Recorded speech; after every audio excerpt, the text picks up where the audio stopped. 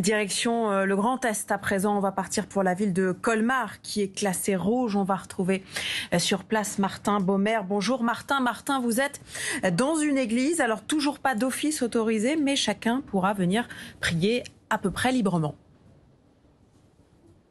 Ouais, c'est exactement cela. C'est un peu un symbole du retour à une vie un peu normale.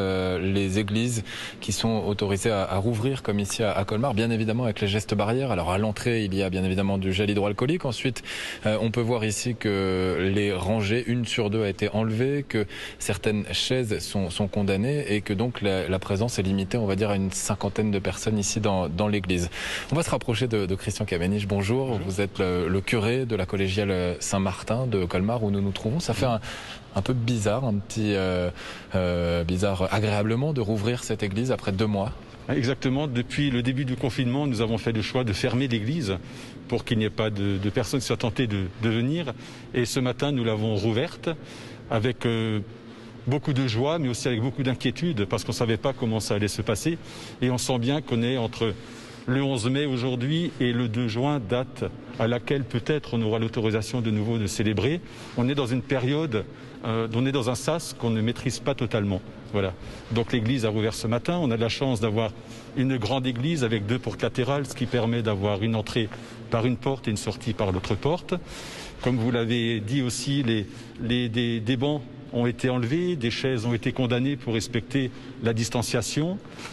D'autre part, vous avez peut-être remarqué qu'il n'y a pas de bougies à allumer, les petits lumignons ont été enlevés aussi, il n'y a pas d'eau dans le bénitier, il n'y a pas non plus de feuilles de chant ou de feuilles d'information que les gens puissent toucher. Voilà.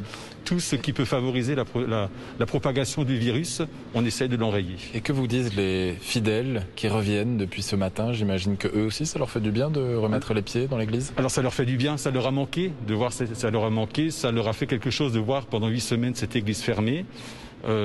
Moi aussi, ça m'a fait quelque chose de l'avoir fermée. Nous avons gardé le lien avec la messe qui est enregistrée tous les jours. Nous sommes 2 avec le sacristain.